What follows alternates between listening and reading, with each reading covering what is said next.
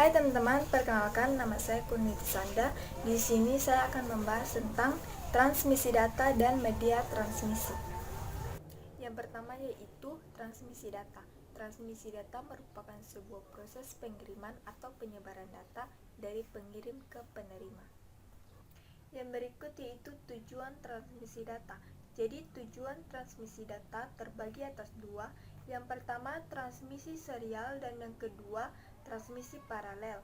Jadi transmisi serial merupakan transmisi data di mana dalam satu satuan waktu hanya satu bit yang disalurkan.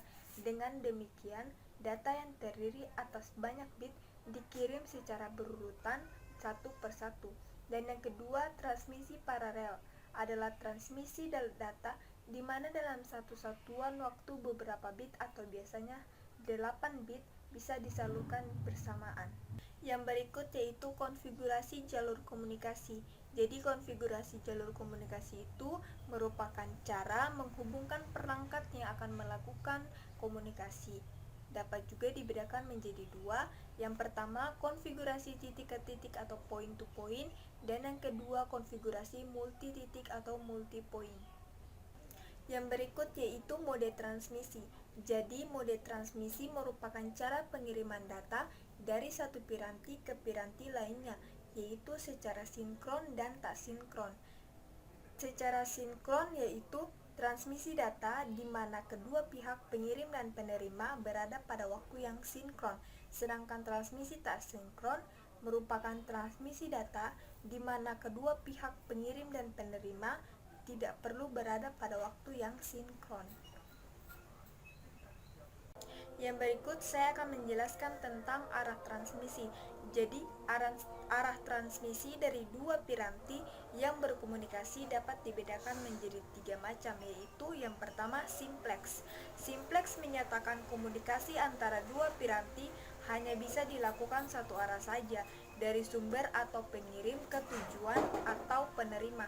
Contohnya komunikasi antara pemancar TV dengan pesawat TV. Yang kedua yaitu half duplex, menyatakan komunikasi antara dua piranti yang bisa dilakukan dua arah namun tidak serentak tetapi bergantian.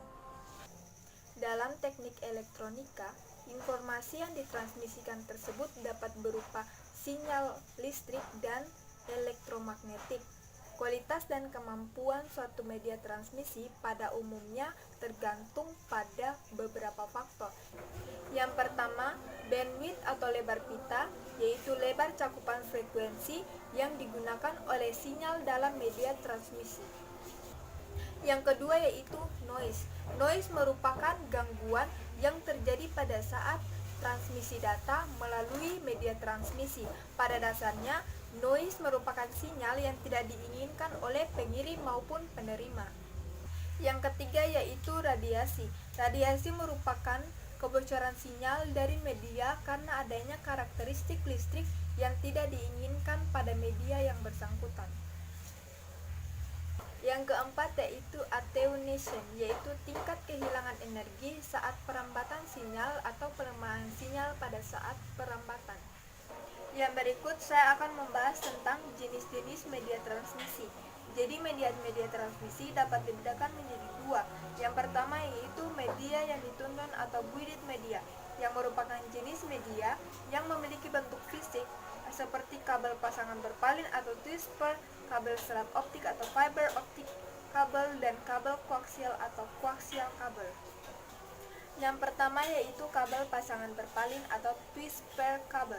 Pada dasarnya merupakan sepasang kabel tembaga yang diputar bersama-sama berbentuk spiral dan dibungkus dengan plastik. Yang kedua yaitu kabel koaksial atau koaksial kabel. Merupakan kabel dua konduktor yang dimana satu konduktor berada di rongga luar mengelilingi satu konduktor tunggal yang dipisahkan oleh bahan isolator. Yang ketiga yaitu kabel serat optik atau fiber optik kabel, yang merupakan saluran transmisi atau jenis kabel yang terbuat dari serat kaca atau plastik halus yang dapat mentransmisikan sinyal cahaya dari suatu tempat ke tempat lainnya. Sumber cahayanya dapat berupa sinar laser ataupun sinar LED. Jadi yang pertama saya sudah menjelaskan tentang media yang dituntun, dan yang berikut saya akan menjelaskan tentang media yang tidak dituntun.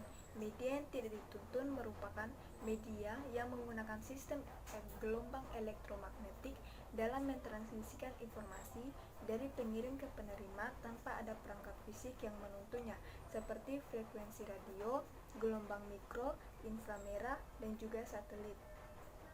Yang pertama yaitu frekuensi radio. Jadi frekuensi radio merupakan media transmisi yang menggunakan gelombang elektromagnetik dengan kisaran frekuensinya di antara 3 kHz hingga 300 GHz, yaitu inframerah.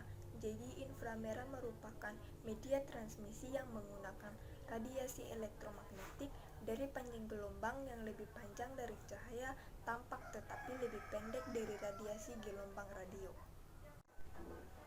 Dan yang terakhir yaitu satelit. Satelit merupakan media transmisi yang menggunakan satelit sebagai penerima sinyal dari stasiun bumi dan memancarkannya ke stasiun bumi lainnya.